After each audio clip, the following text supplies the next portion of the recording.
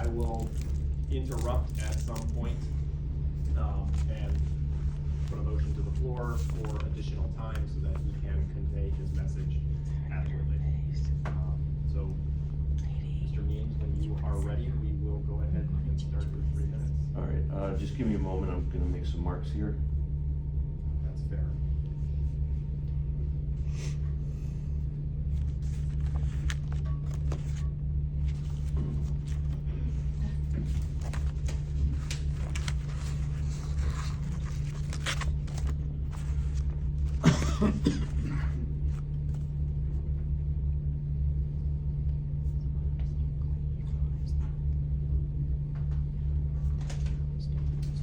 Thank you. Whenever you're ready, sir. Okay, very good. I'm certain that we can all agree that politics have gotten way out of hand lately, to the point where in some cases it has almost become acceptable to threaten or even harm others because they have an opposing view. First, I'll make reference to several relevant school board guidelines. This school board is committed to the PSBA's principles for governance and leadership, which includes respecting that individuals hold differing opinions and ideas, promoting open, honest, and respectful dialogue among the board, staff, and the community, and engaging and promoting community support. Additionally, General McLean's own policy for the school board conduct states it should model responsible governance and leadership by leading with respect and taking full responsibility for board activity and behavior. I'm here for one reason and one reason only. I want to see firsthand if this board truly follows these codes of conduct as it relates to verbal abuse and physical threats made by a sitting school board member to a community member. By doing so, this board will show its unwavering belief that an individual has a right to participate in campaign efforts without the fear of retaliation, verbal, or physical threats. Last summer, a gentleman by the name of Mark Kernick knocked on my door, told me about his intention of running for school board, and we spoke for about an hour. As a result of that conversation, several others that followed, I decided to support Mark in his quest of running for school board, including joining him at polls on voting day. Fast forward to April 20th of this year, my wife and I were having dinner in downtown Edinburgh with another couple who happened to be current GM employees. This board had just approved the district funding of the golf team again, and there was a pleasant conversation occurring between one of the friends we were with and a current school board member about the new funding for the golf team. I went to give the school board member a high five, kind of as a thank you for being part of the vote that made that happen. Mind you, I have never had a negative interaction with this individual in the many years that I've been acquainted with this person. This individual turned away as I initiated the high five, and I thought perhaps my attempt wasn't seen, so I turned around. Moments later, this member, when I say member, it's school board member, this member walked up to me and angrily stated the following as a finger was pointed in my face. I will tell you the effing problem I have with you. It's one effing thing to run against someone, it's another effing thing to support someone else that's running. But you supported someone running against me, that's my effing problem. And the member walked away from me. Obviously stunned, I returned to my dinner table and shared what had just happened with my wife and our two friends, and my son, who at the time was a GM student, and his girlfriend that had joined us. The member immediately walked up to my table, began yelling at me at our table for talking about what had just happened, and eventually walked away. I then received a text picture from the member that had been saved on the member's phone that I showed in executive session.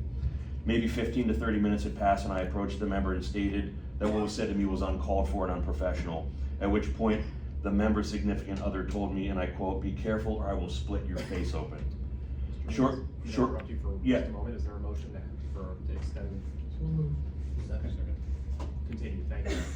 Shortly after that, when my group decided to leave, the member approached my wife and began yelling at her and questioning why I wouldn't support the member, and saying that the member always did business with one of my employees, as if because of that I had no right to support anyone other than those individuals the member felt should be on the board. I can imagine that any of you, I can't imagine any of you want to be associated with behavior like this. I can't imagine that any of you would want any community member to be treated like this, regardless of whether or not they've given thousands and thousands of dollars to General McLean programs and athletics like I have. Perhaps some people have accepted being treated like this by a school representative, but I for one will not. A lack of action by this board will condone this type of behavior. That is a disservice and a detriment to this district and to this community. I request a censure by the board of the member and the member's immediate resignation.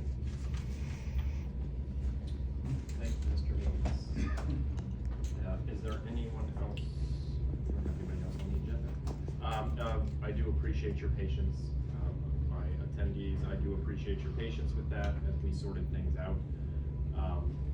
If there are no other folks to speak on matters, school-related matters, then we have addressed item number 12, which was notifications of meetings held since our last regularly scheduled board meeting on June 19th, and that brings us to adjournment.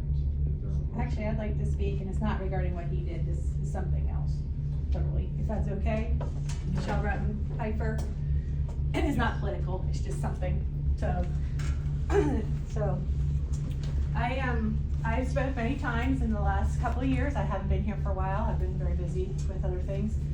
But this spring, when my son, just so you know a little bit about him, he is in the autistic support learning class. He is nonverbal and has a severe intellectual disability. We got notice that my son made the honor roll. And I had a lot of problems with that because my son is not an honor student. So I would ask that you please look into why you're putting kids with special needs, such as my son, on an honor roll that does not even get grades. He gets like a pass type of thing, you know, or sufficient type of grading. And I'm really disappointed because it's not a true representation of what he is. Now my daughter, when she graduated from here, she was summa cum laude. She's in academic college at her university. She's very smart. She deserved to be on the honor roll. My son does not deserve to be on the honor roll. I love him very much, but he's not an academic student, and he never will be. That is his limitations in life. So I feel that when you put kids on the honor roll that are not deserving to be on the honor roll, then you're doing not only my son a disservice, you're doing the school a disservice with your academic program. So I would ask that you please look at that for the 2024-2025 school year and really decide which kids should be on the honor roll. Because from when I was a child and I grew up, it was the people that had the high grades, the academic performance. And he doesn't have that and never will, unfortunately. So I have one kid on the spectrum and one kid who's an academic genius. My daughter deserved to be on the honor roll.